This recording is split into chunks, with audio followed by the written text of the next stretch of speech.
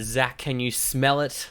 Smell? Smell what? We're finally here. We've arrived. I can name the top 10 things that I smell right now. I bet none of them are on your list. We are at the peak of the mountain. Dogs, The air is very clean, coffee. and we can smell This is an odd mountain. two movies that are both above 90% on Rotten Tomatoes. That's where we are. Oh, is that where we are? It's good. Yeah, look. I like it up here. Can we stay? Can we never leave this place? I Ever? wish that we can't. No. But we may have to venture down at some point, so we may as well spend time here. We've been mostly in the Grand Canyon of down in the bottom of hell. Yeah. Watching movies. So it's nice to be able to leave there for like 5 minutes. And thank you, the listener, for joining us. This is Oldie but a Goodie. This is the podcast where every week we look at what came out this week back in the year of 1984. It's the first week of March. These two films that we're talking about came out first week of March. My name is Sandro, joined as always by the co-host to end all co-hosts. Wow. Zach. That's a title I haven't had ever, actually. No. It's a good one. It's because you do murder all the other co-hosts. I Yes. try to get another one on and you just end them. Yes. Well, it's your own fault for trying to get a new one. They Very deserved it. disappointing. They will never We're find the talking about Repo Man this week, but we're also talking about Spinal Tap, which we'll talk about more up the top. But if you're here just to listen to Repo Man, check out the description. There'll be like a time code that you can skip to. But both very good movies. Yes. Very interesting movies, that's for sure. Yeah. The plot of Repo Man is still trying to worm its way into my brain, and my brain is still fighting it with all its goddamn might. I feel like after watching Repo Man, everything else I've watched has just felt dull and disinteresting. That movie... Absolutely. It opened up sections of my brain that I wasn't expecting to be open at this point in the year. Like, usually I'm like, yes, here we are, October. It's time for some weird alternative movies. You don't want that in March, yet we got it in March, so that's cool. Yeah. You could say your Repo Man has opened up your mind to see into the future and the past, for them to come together to make the ultimate movie that doesn't make any sense. Why it has a sci-fi aspect? Why is there punk rock? Why does he punch his friend? What is happening? I don't know. But I enjoyed it, so that's what matters. But before we get into Repo Man, which we are doing the full synopsis review for, let's first talk about Spinal Tap. This is Spinal Tap. Oh, and the other two options for this week were, against all odds, Jeff Bridges is like, you find my girlfriend or something. I don't know. He's like a mobster. I don't know what's going on there. It's not very good. Either is Harry and Son, Paul Newman movie about him trying to be a writer and doing a bunch of odd jobs, and his son's like, you're not good at this. Yeah. But yeah, this is Spinal Tap. Very good movie. Incredibly good movie. Of course, the classic mockumentary, one of the first mockumentaries that made it into the public eye. Quite a popular one. It really turns up the quality for movies out there. In fact, it's inspired other movies to turn it up to the highest quality. The highest quality, obviously, being 11. I'm not going to get into too many details about it, but I've got a couple of things. Mainly that it was released March 2nd, just like Repo Man. It's directed and co-written by Rob Reiner, who has done Stand By Me, When Harry Met Sally, The Princess Bride, A Few Good Men. He's also playing the director of the documentary in the movie. He wrote it alongside the three main cast members, that being Christopher Guest, who plays Nigel, the guitarist, Michael McKean, who plays David, the vocalist, and Harry Shearer, who plays Derek, the bassist, who wears glorious clothing. His clothing was phenomenal. It's like a caveman. It was right up your alley. Yeah. I'd wear everything he wore. Absolutely. 95% on Rotten Tomatoes, audience score of 92%, 7.9 out of 11 on IMDb. Oh, right. Was that rated out of 11? Yeah, That's funny.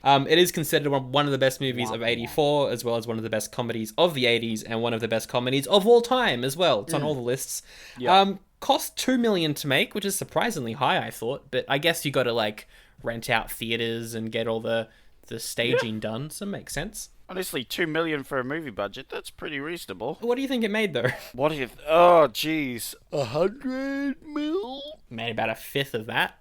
A fifth? Oh, wow.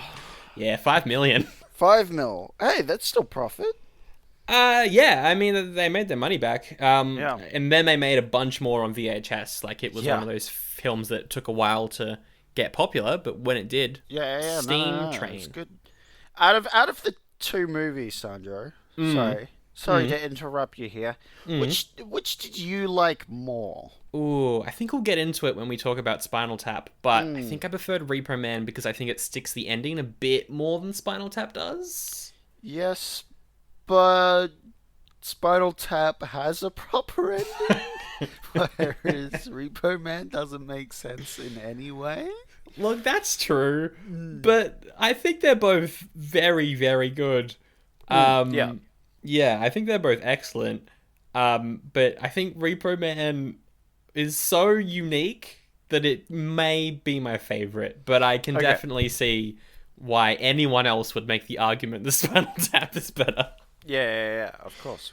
It's a pretty simple plot, isn't it? Yeah. So, it's a couple of... It's just a documentary about a band.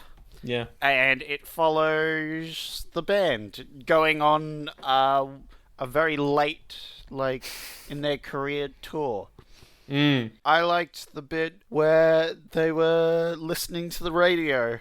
Oh, yeah. One of their songs was playing and it ends, and he's like, that was the something by Spinal Tap. We gotta file that under Where Are They Now? Yeah. As they're on tour. And they were like, yeah, turn that off. And overall, like, the whole girlfriend storyline is pretty good. Yeah. I love at the start where they mention drummers and how they've all just died. Yeah. All the drummers have just died. I can't remember exactly how they all died, but a bunch, like, exploded. They just spontaneously combusted. Yep. I like their album cover. That whole controversy. Yes. What do you think of the songs? Do you have a favorite song? I don't really have a particular favorite. I obviously quite like the music. I like the one at the very start where they have the old drummer. It's a really weird song because it's not rock. It's like, I think that might even be "Gimme Some Money." yeah, that's which is it. which is my favorite one as well. Actually, that one's really good. Yeah. It's really good. The funny thing about the music is that most of it, lyrics-wise, well, definitely instrumental-wise, they play it so straight. Like, they're just normal songs, and every now and then there's, like, a stupid, like, lyric or something. Like, there's one track which I quite like called Tonight I'm Gonna Rock You Tonight, and the only joke is the title. Like, it's just a normal rock song, except the title has Tonight in it twice.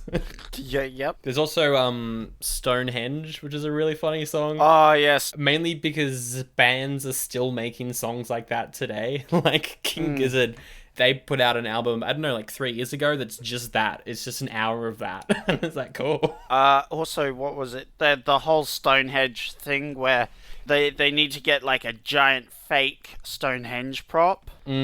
But instead of 12 feet tall, it's 12 inches tall. Yeah. I love that about Stonehenge. I mean, what's the storyline that we go through? We go through meeting the band, touring around.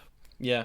The touring's going terribly, just awful. Venues are just like dropping them in at the last minute, so they got to go and play at like an army base. Yep. Or just anywhere nearby, yeah. And then the lead guitarist leaves after the girlfriend kind of takes over as tour manager. She takes over, and then the lead guitarist leaves after a little bit, and then they change the band to like a punk rock Punk rock jazz. / improvised jazz. Yes. That's right. Yeah, like an improvised jazz thing, which isn't on the album, which is a good thing. Yep. Because it sounded awful.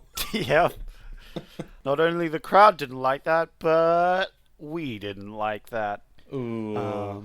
And then it ends with them just getting back together, just being like, we were friends this whole time. Woo.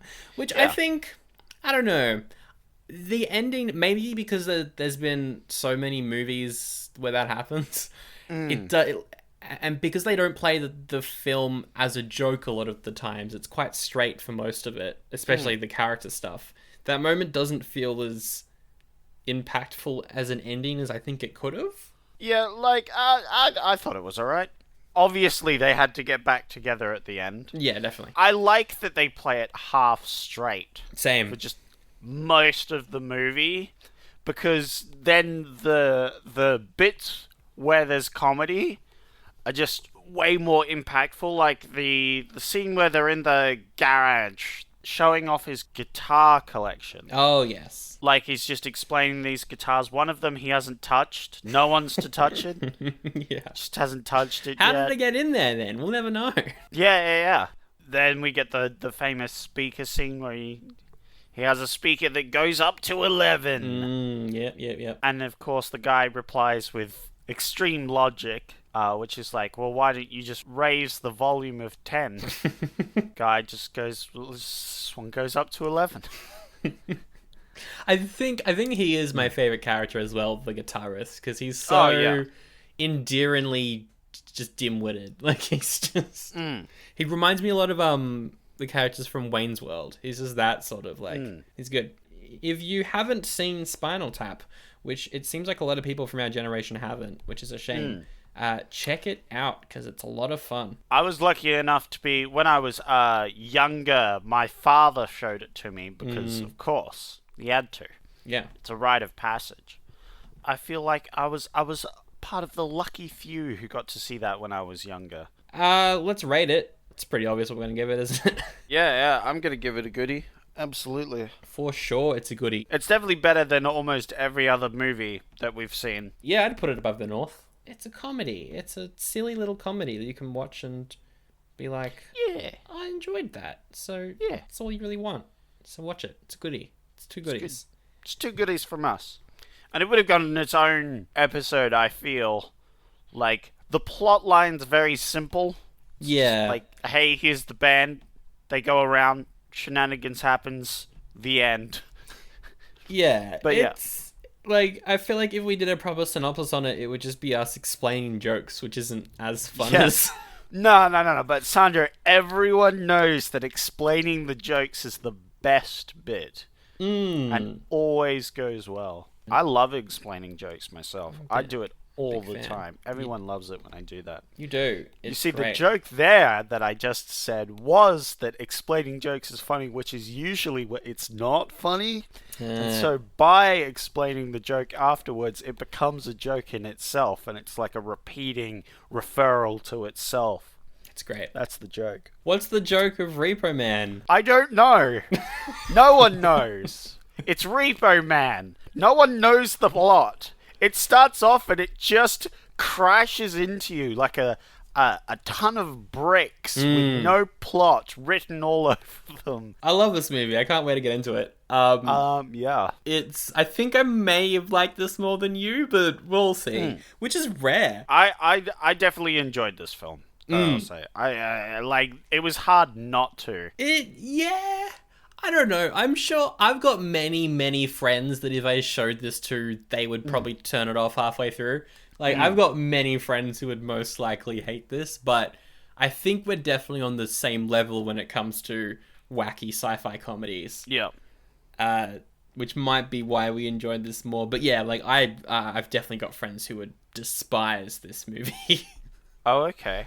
Fair enough. Look, it got me from the beginning, just from how random and dumb the intro is. It's just, what?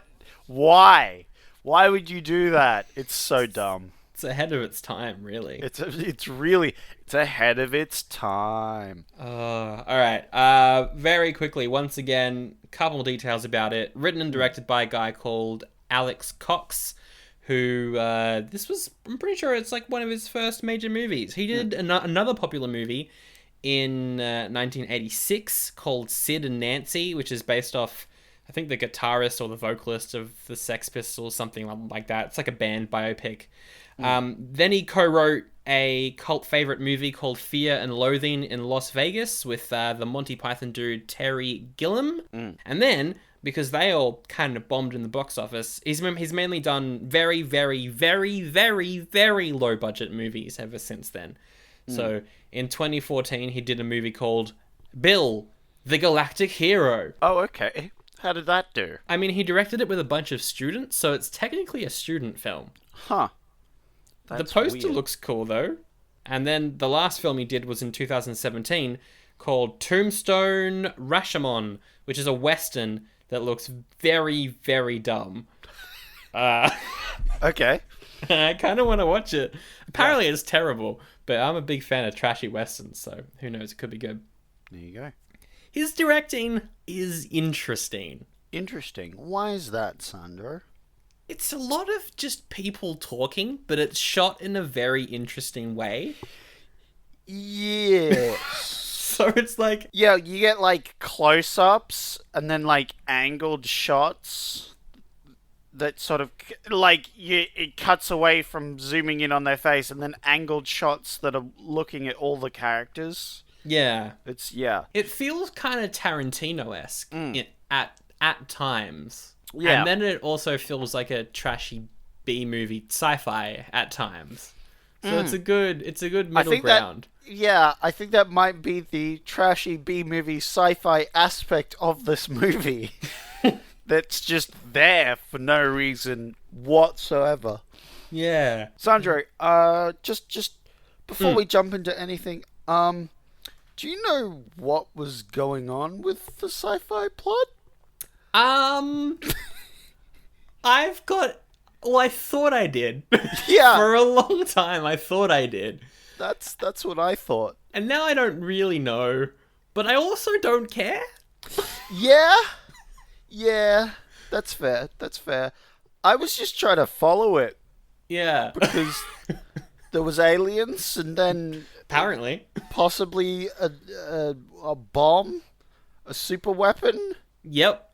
Yep, there was that. That was a line of dialogue. That was in there. There was a force field that only certain people could get through.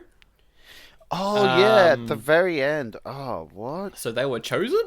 I don't know. Yes, by the aliens? Maybe. Don't know. Was there a UFO at the end? Not really, but they could have been. Who knows? For me, and I'm like this with a lot of films that don't entirely make sense, like The Lighthouse from last year, if it's a well-made movie, but it doesn't entirely make sense, I don't really care as much as I would if it's just a bad movie that doesn't make sense. So I do kind of have double standards for a film making sense. But I didn't really mind with this one, but I can see how that would annoy you. Oh, it didn't annoy me. I was just wondering if you knew anything about the sci-fi plot, because I struggled to follow it. I'm gonna Google Repo Man meaning and just see if anything comes up. Oh, that could only lead to glorious. It's just a bunch of movie essays by uni students. All right. Sounds about right. Okay, for the cast, Emilio Estevez plays Otto, who is the punk kid who joins the Repo Men. He is, of course, from Breakfast Club and the Mighty Ducks films, which we did last year. Yep. He's pretty good in this. Good stuff. I like him. He's just a rebel. Yeah. But also becoming a Repo Man by stealing cars. He becomes more proper. Yeah. It's kind of like the Kingsman plot. By killing people, he becomes a gentleman. Yes. Except in this, he's stealing cars from people. Anyway, Emilio Estevez apparently returning for a Mighty Ducks TV show on Disney Plus. So that could be interesting. Nice. Wait. Yeah. But isn't he like old as now? It's probably in his 50s, maybe 60s now. I guess he could be the old shop owner now, actually. Yeah. That's pretty cool. I'd like to is see that. cool. That's some Mighty Ducks plot lore. You have to be Yeah. really into it to get that. We haven't But- even seen the third one, so... No, and I will never will. Nah, I think we should. If anything goes by the second movie, which had possibly one of the best, best? / worst villains. I agree with half of that. Oh, wait, the villains? Yeah, that was bad. Yeah. For the rest of the cast, we've got Harry Dean Stanton as Bud, the Repo Man that I guess adopts Otto originally, the main guy. He is pretty popular. He's in Alien, he's in Godfather 2, Escape from New York, just to name a few. He passed away at the ripe old age of 91 in 2017. And he's good. He's good in everything, but he's really good in this. He's great. I love him. What did you think of the character of Miller? He's played by Tracy Walter. He's the guy who can't drive and just kind of hangs around cleaning stuff. He doesn't really have much of a character. He doesn't get much screen time. But he's good. I mean, yeah, he's fine. He's perfectly fine. He just doesn't have much screen time, but is one of the main cast because he's kind of very plot important Yeah. at the very end. In fact, I don't think you even know what his name is until the final scene. No, yeah, because he's like one of those characters that's there. It's obviously one of the main characters, but he's there for the gags. Yeah, definitely. I mean, at the very end, he's still there for the gags. The entire end's a gag. Yeah, no, that's what I'm Pretty saying. much. Yeah. But yeah. He's got some really good monologues where he's just going off on conspiracy stuff, which I thought was pretty good. Yeah. He's always talking about conspiracy stuff, which is pretty good. Yeah. that. He plays side characters in Star Trek The Next Generation. I think he's been in 50-something episodes of Next Gen, which is pretty cool. And then he's also in Batman 89, the first Batman film, so good on him. And finally, playing another Repo Man, except he has a gun, because he shoots people at some point. Character whose name is Light, which is a great name. Oh, yeah. The actor is Sid Richardson. He's in a sci-fi called They Live, which if you like Repo Man, you'll love They Live. He is also in another movie called Cinderella. Okay, he's in a film called Cinderella, which is an erotic musical comedy. He plays the fairy godmother. That was It's an actual movie from the 70s. Okay, those were not the things I was expecting to come out of your mouth there. Erotic was not the first thing I was expecting you to say. Yeah, right. That he was playing the fairy godmother. Absolutely not. I want to watch that. That sounds amazing. Now that sounds good. It looks ridiculous. Yeah, no, How can you make Cinderella?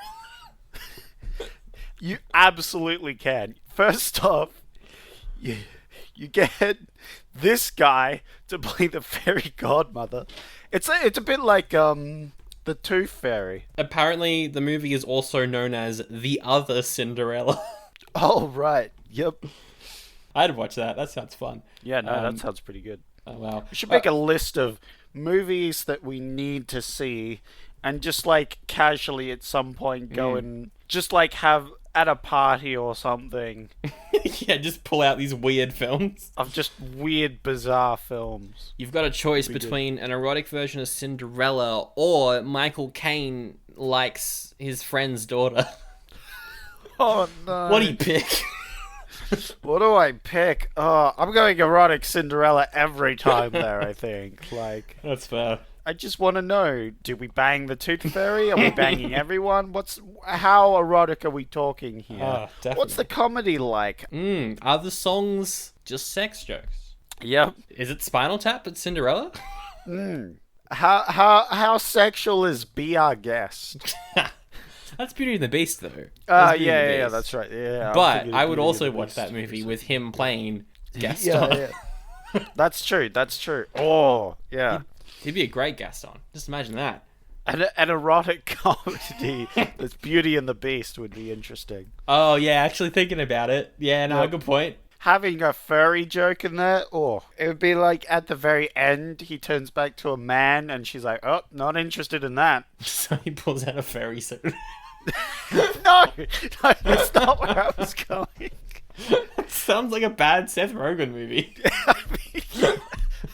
I mean, yeah, that's not where I was going with the joke, but I guess that works. Just put on a fursuit, big and fuzzy again. This is such a weird tangent, but yes, absolutely. Amazing. But this is what Repo Man really does to you. Yeah. I think this was more relevant than anything we could talk about Repo Man. The reception for Repo Man, 98% on Rotten Tomatoes, 2 away from 100. That's wild. That's a high rating. Yeah, good lord, that is a high rating. I was looking at the reviews earlier, and I was like, you all seem to really enjoy this. Why did you hate stuff I liked earlier?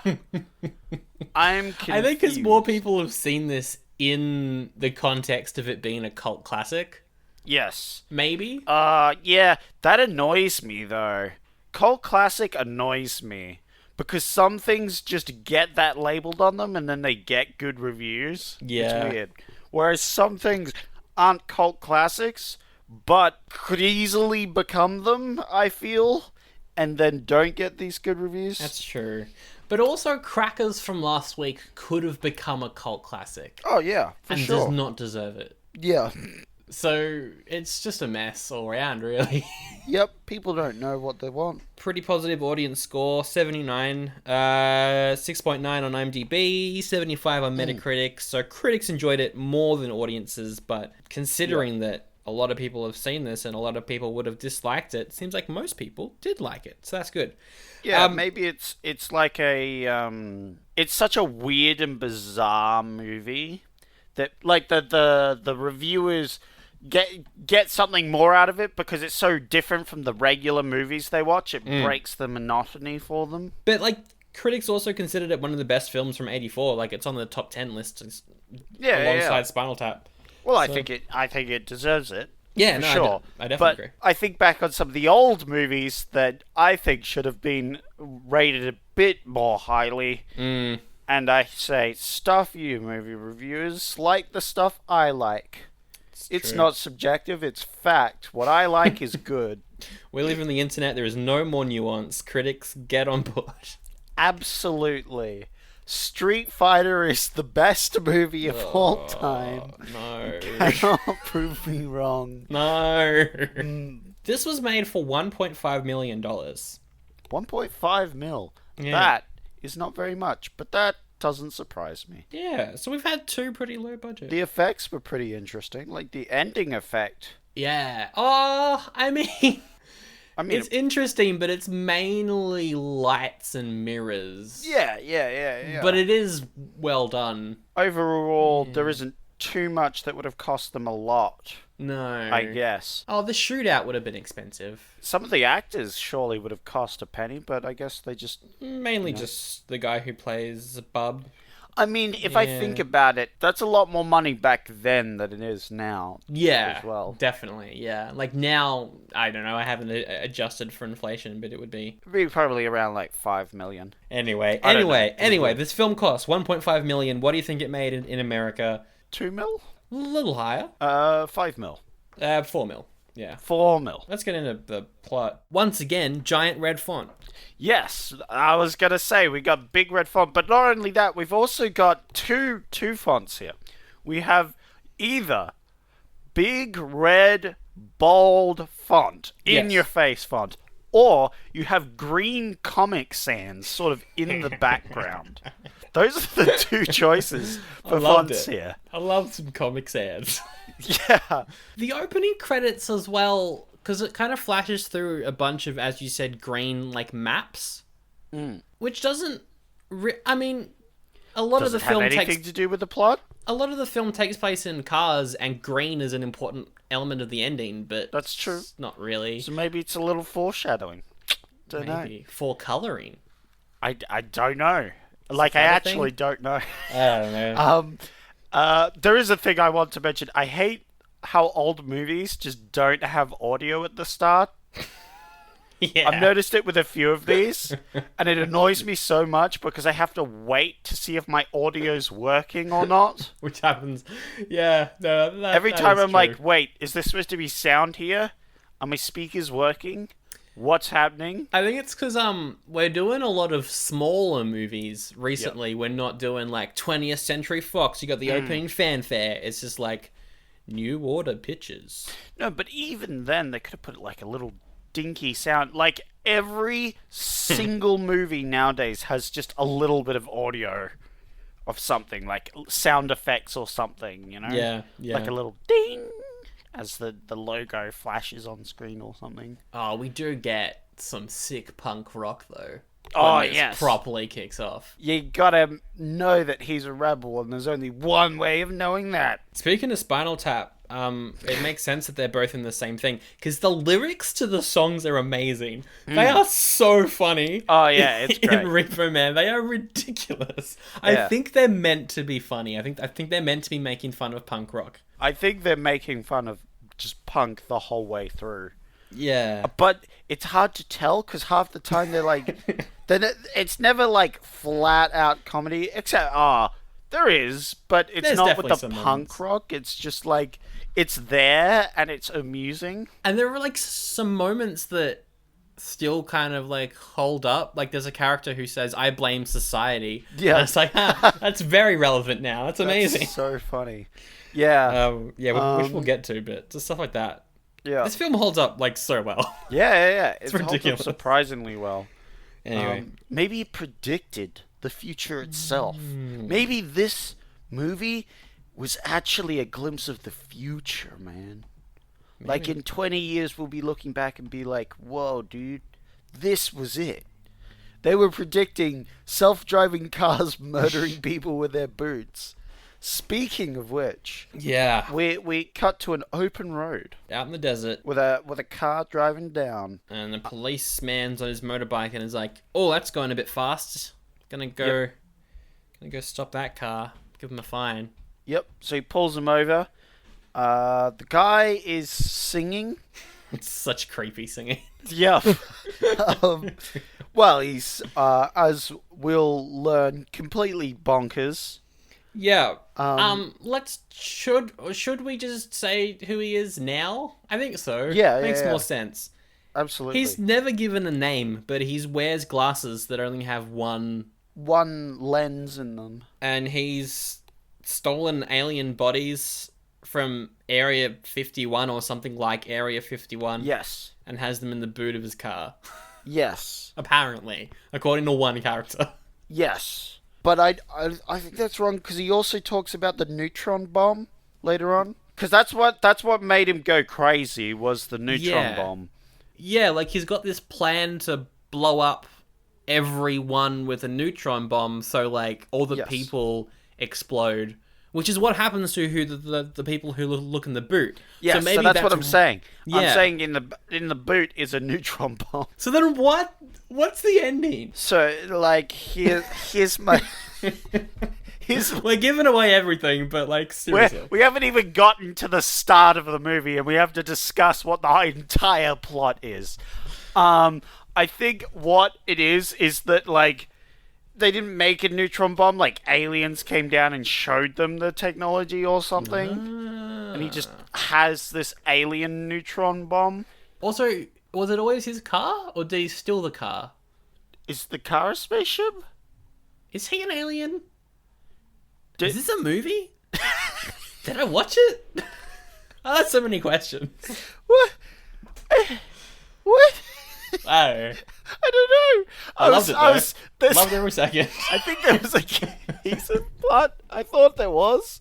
And then I thought about it too hard, and then I was like, wait.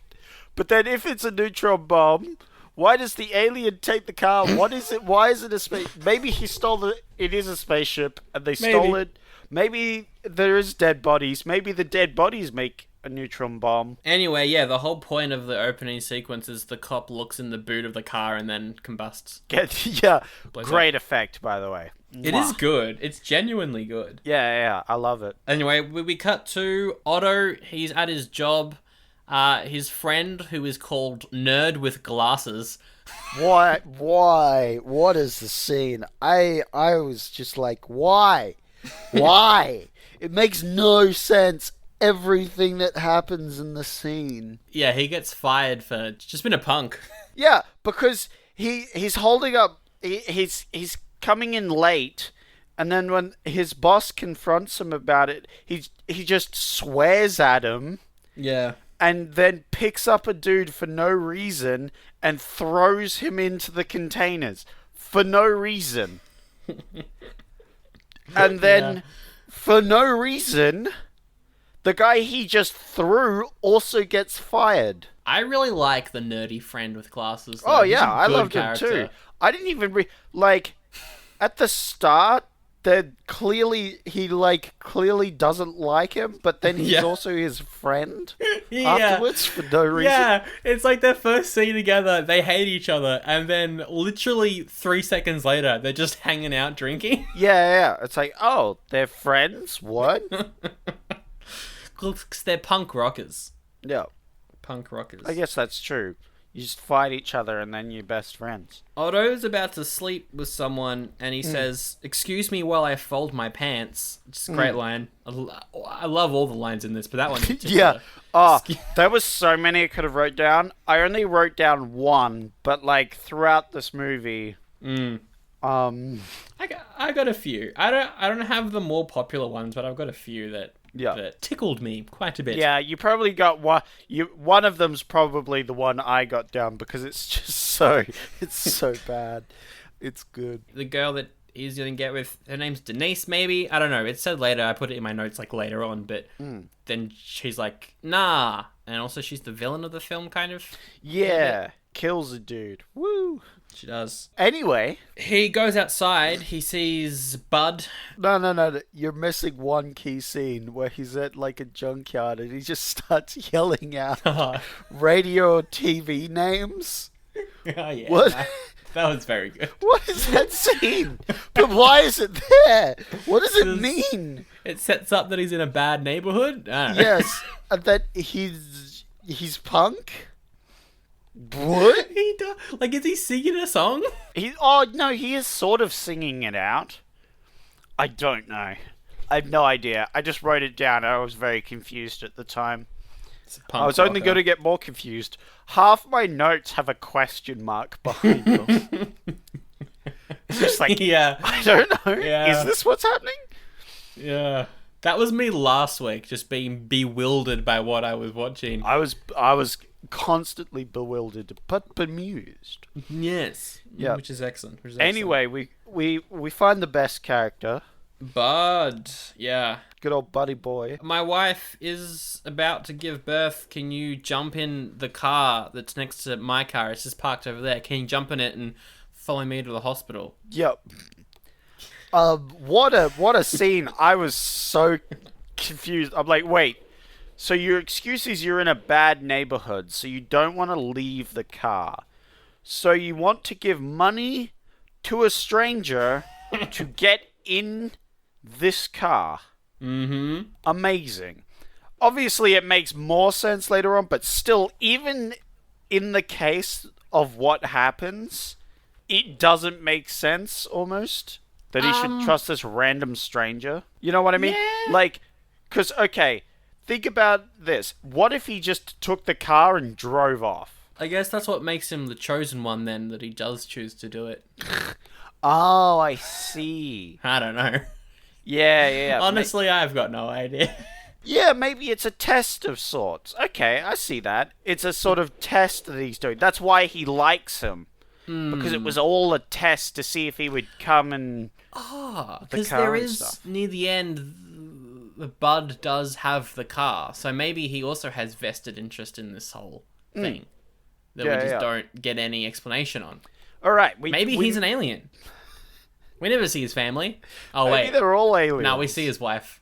Never mind. Maybe they're all aliens. Maybe every single character in this is an alien. Or, alternatively, think about this, Sandro. Maybe not a single one of them is. So it's just a film about people chasing a car. Yep. And maybe the car has some radioactive material in it so that they all go crazy at the end. Absolutely. That's my theory. All right. So yeah. But good old Otto, he gets in the car to drive it away, and then some people out in the buildings are like, "Oi, you're taking my car! Come back here, you young scallywag!" And he's like, "Oh, gotta get out of here." What's going on here? This is a bit sus. Yes, because he's actually stealing the car, not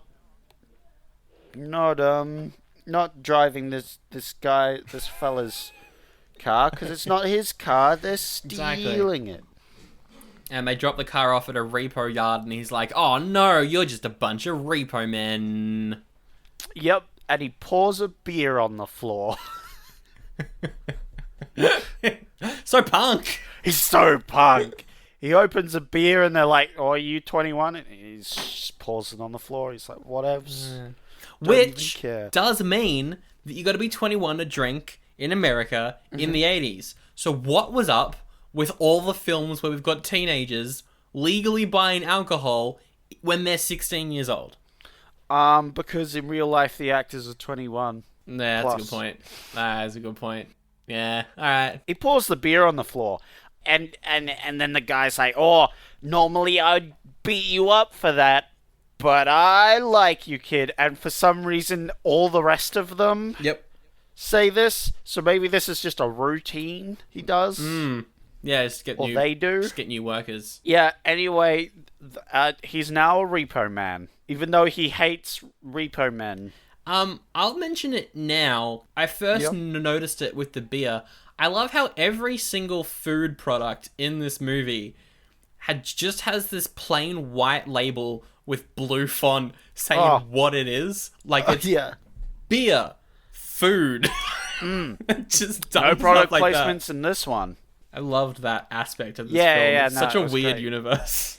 No, because the beer he pours out, it just has beer written on it. Yeah. So the cops are investigating the murdered policeman's shoes, and there's also a bunch of people in hazmat suits who have got some of the worst/best dialogue in the movie. Oh, yeah. It's good. They're not super audible for most of it. I think you gotta have subtitles on, but they're just like muttering just dumb stuff to themselves. It's great. They're great. Like, "Oh, look at these shoes. They smell like fish," or just something dumb like that. It's just all of their dialogue. It's great. It's great. Oh, yeah, their, like, passive dialogue is amazing. Why they have it, I don't know. But they do. Maybe they are aliens, because they do act kind of out of this worldy. I have a theory that literally no one is an alien, and there's nothing to do with aliens in this movie. Okay. There's just nothing. Except maybe that one dude at the end. Maybe he's the only actual alien. That works. That makes sense. Anyway. I also liked how is it Agent Rogers? Something like that. She's got like a metal arm, and she's the lead investigator. She goes into a van, and the van is just full of giant computer screens, but it's got that super corny, like, Star Trek, the original series sci-fi beeping noise in it. It's ridiculous, but I love it. You gotta have your big computers for your spy shenanigans. Oh, it's so good. Back to Otto. He's driving around now with his new friend. Oh, he goes to visit his parents at this point as well. And the dialogue. Oh my god. He enters, and they are watching this like super self-aware Christian propaganda on TV. And I wrote down the entire thing because it's amazing. The preacher on TV is like, "I know what you're thinking. I just want your money." "Well, you're right. I do want your money. God wants your money. So I want you to go out, mortgage that home, and sell that car, and send me your money. You don't even need a car." It's just so ridiculous. Yep. But also he comes in and he's like, "Hello, parents. Hello, mum, father and mother of mine." Yeah. Because how else would we know that they're related? And then they call him son. I don't know about you, but do people call their son and daughter? Not... Or just by their name? Yeah, usually. It's like when someone calls you by their full name, you know you're in trouble. It's like, now son. That's the only time I could think of when they're... Yeah, sorry. It was just the dialogue here was very unnatural. Yeah, definitely. For a family. We never see them again anyway, so... Then going out, stealing cars, they do, speed. Speed? Yeah. Yep. They snort up some speed. Bud recites the Repo Man code, which is a pretty good code, that none of them follow. Yeah, what was the code? It's like, you shall not bring harm to someone else's car, or just stuff like that. You shall not harm the owner of the car. Yep. They shoot at a car and people. Yeah. They do that multiple times. Yes. Womp womp. Ah, well. They go to get a drink and the place has been robbed by the punk rock dudes that we saw before. Danielle, I think her name is. I don't know, but she's like running the group, kind of. Yes. So. Well, I think she's like the female. So they're like, yo, you're pretty good. And then she's like, yep, I want to do this. And they're like, well, let's do what she wants, you know. Because they're all trying to get it on, trying to get married, you know. Oh, that was a scene later on. That was a great scene. That was a great scene. Yeah. Alright, so now we're introduced to the concept of aliens because... Yeah, we pick up a lovely young lady. Layla, I think her name is. Accidentally So he steals this rich guy's car. Yeah. And there's a line about, all these rich guys never pay their bills. Which is funny. Also, he's a rich guy, but he owns a laundromat. Yeah, well, maybe he owns a laundromat chain. Laundromat's not the richest that you can get, unless it's a really bad city, which I think it is. Yeah, he does seem a bit hands-on to this this one laundromat, because he's telling the workers what to do. Or maybe he's just a customer there and really wants his clothes done that would make more sense. That could be, that does make more sense. Anyway, they steal this rich guy's car, and he's driving along with this very fancy car now. And he sees this cute girl, and he's like, oh. And then he drives into some bins. Yeah, and then an old lady's like, how dare you drive in the bins, you gotta pick it all up. She comes back as well, which I really liked. Yes, that was she great. Just shows up just again. Randomly, and it's like, oh, you're the one that knocked over my bins. He picks up Layla and they drive to her work/place of hobbiness. And on the way, she explains that she's got a picture of a bunch of dead aliens, which are like the early aliens that are in the boot of the car that killed the cop. Yep. Then he drops her off at the United Fruitcake outfit, which I thought was pretty funny. Yep. And then they bang in the car. That is the whole scene. Yep. Then we cut to Nerdy Boy. He's working at a gas station. Yeah. And what rolls in but the alien dude? Or not alien dude, the crazy dude. Crazy man with the glasses. He doesn't have a name. It's annoying. He hops out of the car and he goes to vomit. But then another car rolls up. One of them hops out, goes over to Crazy Boy's car. Yeah. Steals that car. They steal the car. They've got that car. It's great. Meanwhile, and this might be my favorite scene in the whole film, Otto is driving along with Light, and they're just talking about random alien religious stuff. It's all great. But Light is trying to get Otto to read this Scientology book. Diuretics, the science of matter over mind. And if you look up that book, you will find that it is written by a totally real person called X Rum Bubba. What? I love a Scientology joke in a movie because none of them make it, and it's good. Because, Scientology is just the weirdest cult. So strange. And I think it's on its way out now, though. Like, it's not doing super well anymore. Not great PR, so people are like, maybe I just won't join the Scientology cult. Exactly. I would, though, for the joke. I'd join. Oh, yeah, for the memes, absolutely. And then we try to leave, and they'll just, get make murdered fun or of us something. on social media all the time and follow us around everywhere. But we'll escape to New Zealand. Won't find us there. Yeah, it's literally impossible for them to go, hey, where's this person at the moment? Oh, New Zealand. Perfect. Is there a Scientology centre in New Zealand? I know there is one in Melbourne. What? There's one in Melbourne? Yeah, it's really small. It's nothing like what they've got in LA. That makes sense. Oh wow, you've got a proper giant church in Auckland. Like, you've got a massive building dedicated to Scientology in Auckland. Great. That's good to know. Gonna have to check that out at some point. Oh, that photo was taken like 3 years ago as well, so that's nuts. It's amazing. I love that. Anyway, back to the movie. Yeah. Honestly, this movie would make more sense if there was more Scientology in it, I feel. I agree. It explains so much. Otto goes to Layla's work and strips in front of her. Oh, yes. And then, so this is... What a great scene. So he needs to talk to her about something. I can't remember what it is. The car, I think. Yeah, the car and how important it is. And instead of doing that, he just comes over and is like, "Hey, let's get naked." And she's like, "What? No, I'm at work." And then he's like, "Yep, my pants are off." So rightfully, she slaps him up.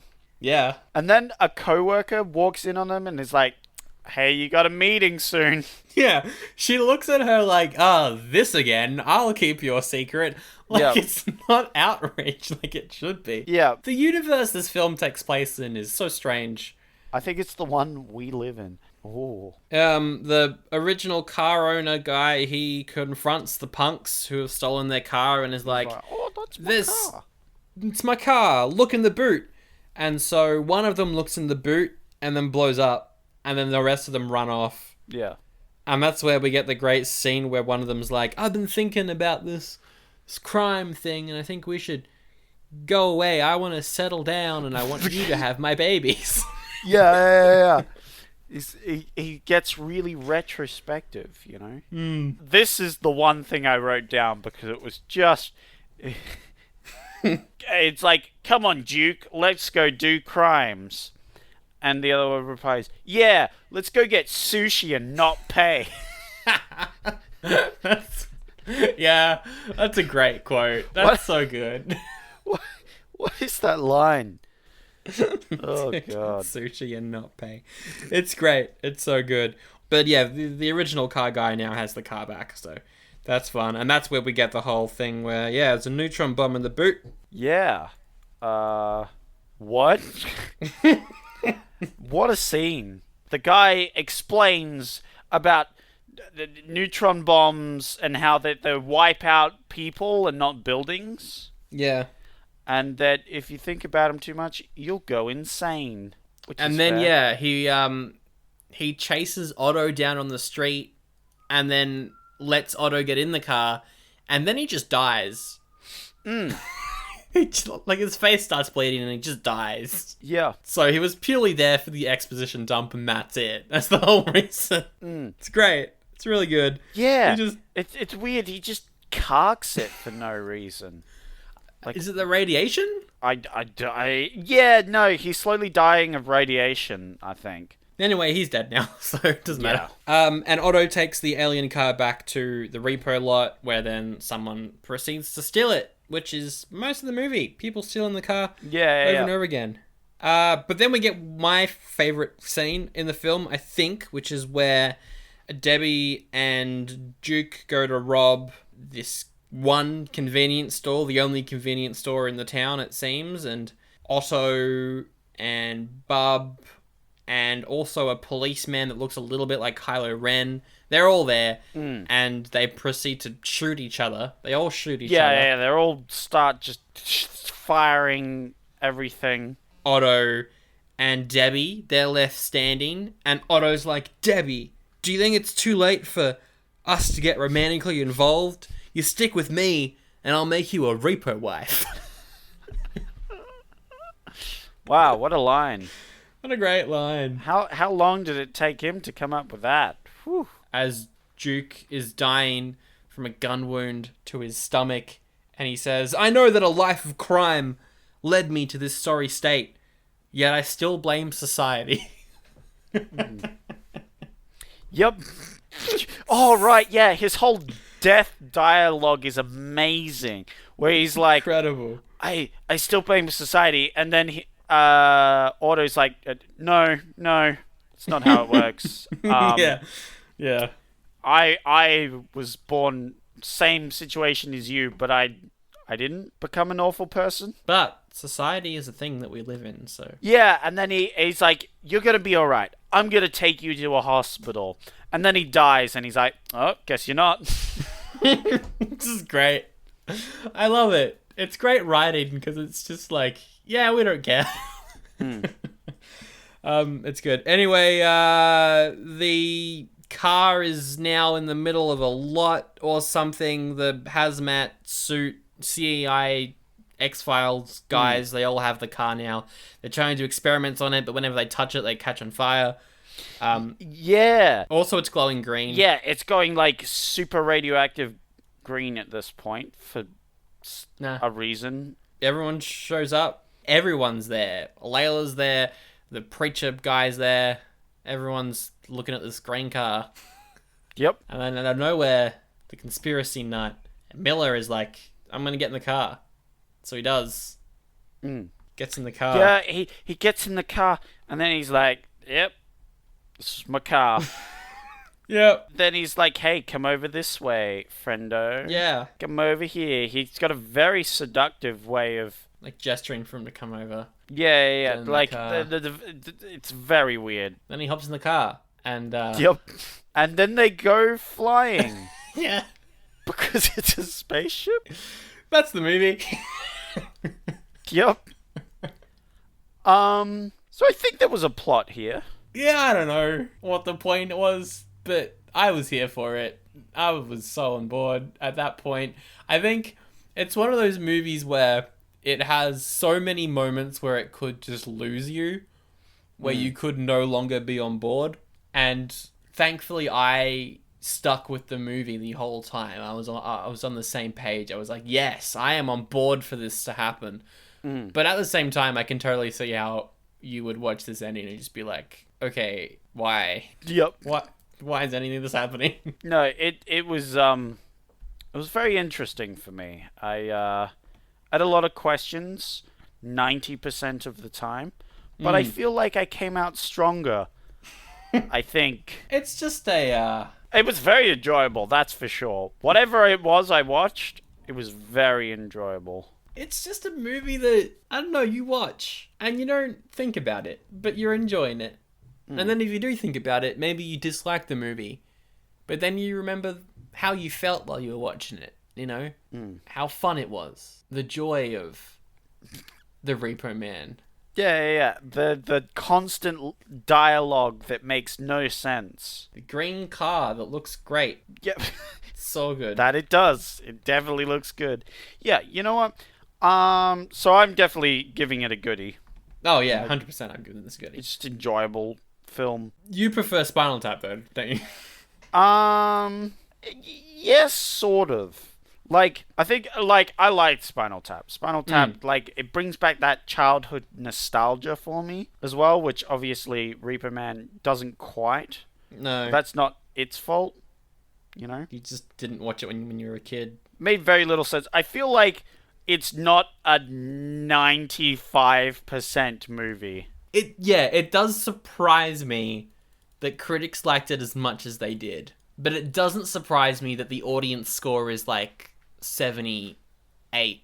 Like, that feels right. But 95 is like, that's very high. Like, I would rate this quite highly, but almost 100? I don't know.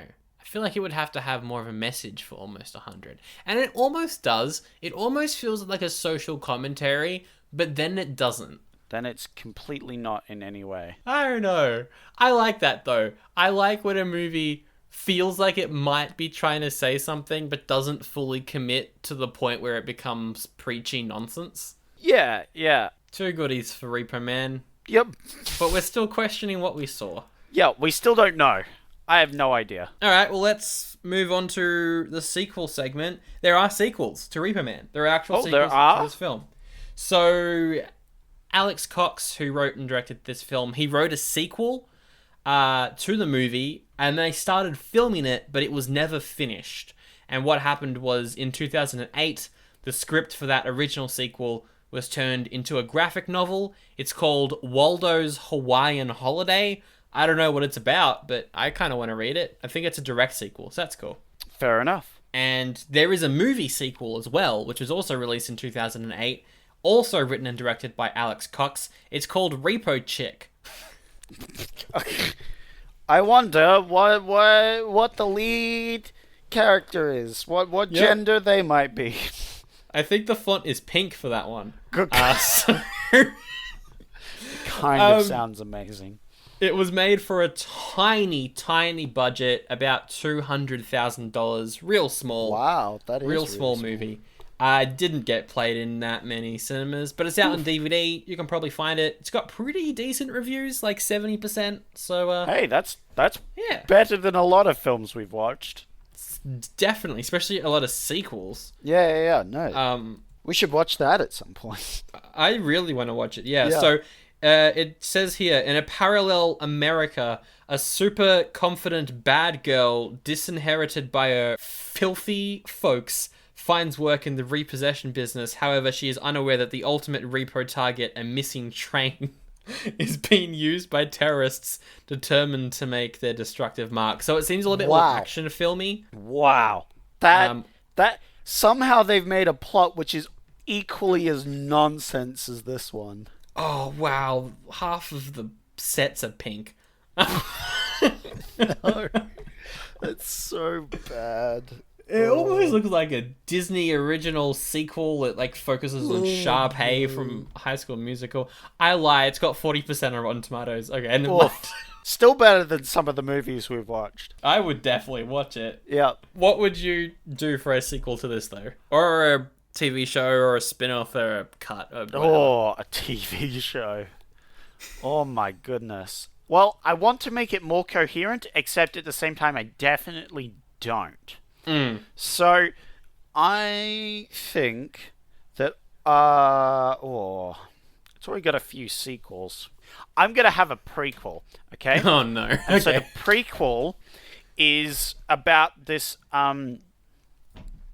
it's like a semi-Navy movie, and it's about this guy who joins the Navy. And Original. there's this, old submarine that sunk.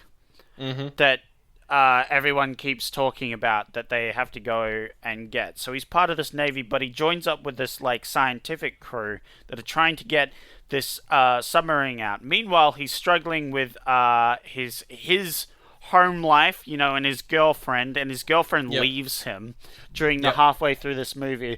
There's also this subplot about T-Rex that apparently exists. And it's just, that is going around and just eating people.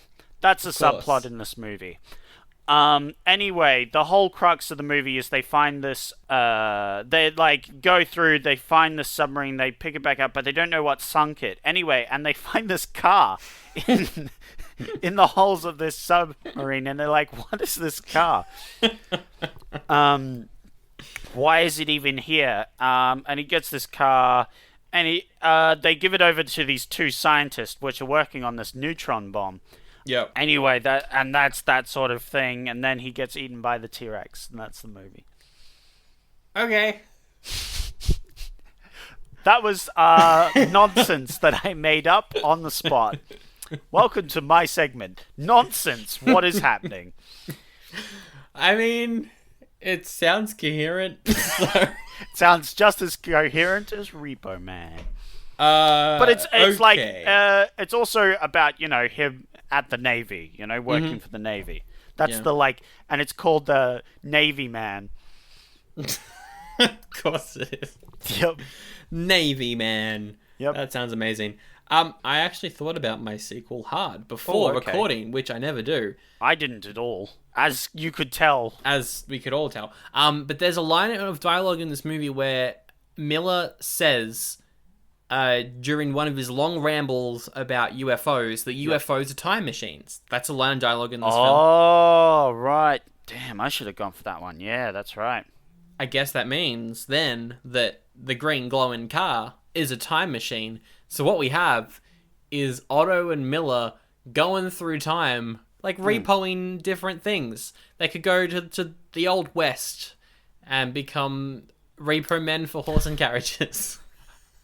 Why? I don't know. Why would they do that? Why would they do that to earn money? What? Why do they Because need they still to do need that? jobs, and they don't know how to get back because they don't understand exactly how the time machine works. That makes sense. They're just flying through time. Oh, okay. All right. If they can't like actually like control where they're going, then they still need to earn money to get food. And that's one thing they know, and that's repossessing. Exactly. Repossessing horses. Yeah. Repossessing spaceships. Yeah, they go into the future, there's spaceships. And the way that the show Hoverboards. ends, at the end of season 4, it had only lasted for 4 seasons, but That's they a knew lot that of they were going to seasons. end. But they knew that it was going to end, that's a good thing. The way that it ends, Otto goes back in time, almost, Yep. to where they left off. And at this point, he's a bit older, you Yep. know? He's, Oh. 21-ish in this film. Yep. He's about 30 by the time the show ends. Yep. And he arrives just before the movie starts. And he sees that things are not going how they're meant to go. And so he's got to basically force himself to join the repo business to make everything happen. Yep. And what forced Otto to decide to join the repo business to earn money was his parents giving the money to the preacher. Oh. And Otto becomes the preacher. What? What a twist. I did not see that one coming. What? But also he's an alien, so... Yep. You know what? That's fair. Alright. And that's Done. that.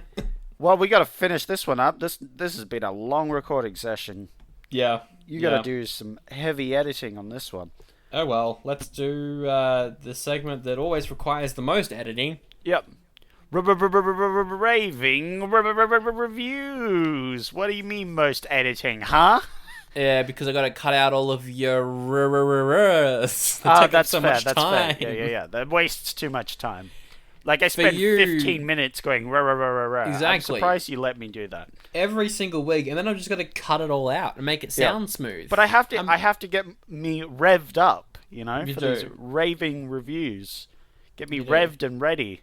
This is the point of the segment where I go and get some reviews, some voice of the people, not these corporate shills, because as we know, the Repo Men, all those corporate people, they love it. They're like, oh, I love this movie. This is great, and that's great and everything. But you're corporate shills who are paid off clearly, so I have to get the voice, the truth, the knowledge, the download, which would be from the people, specifically the user reviews of Rotten Tomatoes. And we're going to go through a couple of them, and just for funsies, Sandro is going to guess what they scored them. I am. The scoring system is out of 5, a 0.5 to 5 is the two ends of it. So there's 0.5s. Got to be aware of them. Got to be aware of them, Sandro. Are you aware of them? I am aware of them, but I'm also bad at this, so I don't need to be. Well, there's some good ones this week. right. I picked one to finish it with, and then I found a better one, and then I found the best one. Okay, it's one of these weeks. That's good, because it's been a bit dry recently. So. No, there was some great reviews for this one. So, Excellent. starting off strong, we have Tina with, well, I love this in 1984. Good to know. Thanks, Tina. Very constructive review. Yes, but what does that mean, Sandro? Oh, I love this in 1980. Well, does that mean that Tina doesn't like it now? Or Yes. has Tina not rewatched it and is just going off memory? Yes. And memory always is false, which means it's probably more positive than it should be. Yes. Which maybe means it's 5 stars. So you've got two spectrums here. Which one are you picking? Because I know that the internet and the fact that the first thing you think someone means is usually what they mean when it comes to the internet. I don't know. I think I kind of want to go a full 5, but the way you said it, it didn't sound like it was all in caps, so it sounds like it's more of a 4. No, it's just a flat, nicely spelled, actually. It's yeah. actually a 2 out of 5, Sandro. They Tina loved it back in the day, but really didn't hold up to our expectations. I thought you could have picked that one up quite easily. I'm disappointed, but also, just live your best life, Tina. Yeah. So, good on you. Well, thanks, Sandro. Very cool. Okay. Next one is Thomas. Thomas says, sci-fi is the punk rock of cinema. I mean, that's not wrong. It's not wrong. I would argue that horror is, because it's more violent. Oh, that's which true. is punk rock. Sci-fi can be violent, though. It not always, though, so. And trashy. Yep. And filled with Whereas nudity. horror is always violent and trashy. Exactly.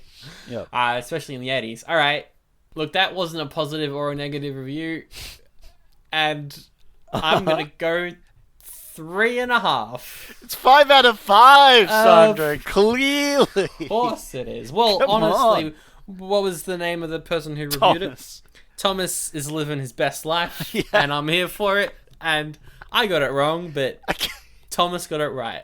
Yeah, it's 5. I did. Sci-fi is the punk rock of cinema. Come on, 5 out of 5, true. obviously. It's true. All right. Blood Marsh Nice. says, what can I say about Repo Man? Wow. You can say a lot more than that. How about something that's actually a review? It says, right. what can I say about quotation marks Repo Man question mark quotation marks wow. Okay. Is that a good wow or a bad wow? That is the question. Would you have 2 5 out of 5 star reviews back to back? Would I? Yes, you would. It's 5 out of 5. It's 1.5. Oh my goodness. Yeah, Blood Marsh, not a fan. But Bloodmarsh was just Living their best life. living their best life. Good on him. In the Blood Marsh. All right. Well, I think we can all relate to this next one. Jeff. Good old Jeffy boy. His name is Jeff. Jeff. He says, a well-spent few hours of my wasted youth. It's only an hour and a half. So first of all, this review's wrong. You know. Maybe to him it felt like hours. That sounds like a 1 and a 2. I'm gonna go 2. It's 5 out of 5. What? A well-spent few hours of my wasted youth. Maybe he rewatched it, Sandro. Did you think of that? Well, that's what I thought is like wasted youth. I wasted so much time watching this. What's wrong with me? No, But it's no. a well-spent hours of his wasted youth. Well, I mean, you say that your youth was wasted, but if you watch this a lot, you were living your best life. No. Why is this a thing, Sandro? I don't know. Let's do the next one. All right, Gavin. Okay, you should get this one. You always say that. Gavin says, bad, but but in a not so bad way. Well, already it's going to be below 2.5. I think 2 is it. I'm going to go 2. It's 2 out of 5. Well done. Boom. Sandro finally gets a point. And now I'm living my best life. Yeah, now And you're whoever living. wrote that review, Thanks, go Gavin. screw them. No. Go live your best life. All right. Drew. Now, this is a good one. Drew says, I give this a 92 out of A minus. Or alternatively, he says, I give this a 92/A minus. I see what you did there. Very clever. I like it. 4.5. Yeah, well done. 4.5. Yeah, that's 2 points for me. Yeah, 2 points. 2 points so far. Okay. We have one of the ones that I was going to end it with, which was Ian, says a load of effing nonsense, really. I mean, you're not wrong. He's not But wrong. also, you're wrong. Except he didn't say effing. It's probably a 1, isn't it? It's 2.5. Yeah. Ian, you're living your best life. I disagree. Ian, you don't get a pass. Oh, wow. Okay. Gordon says, Inexplicably awesome. Yeah. Gordon is living their best life, and Gordon Life is of an a absolute. Repo Man is always insane. So good. Gordon is a legend. Okay, but I just have to stress how long this year is. How He says many? inexplicably awesome, then has about 10 Y's, Oh, yes. 10 E's, 10 A's, and then 15 H's. That sounds like a 5 out of 5 review. It's a I've ever heard 5 one. out of 5. There we go. Perfect. And then finally, the two ones that we're ending on, we have Ainsley, who says, "What a mess.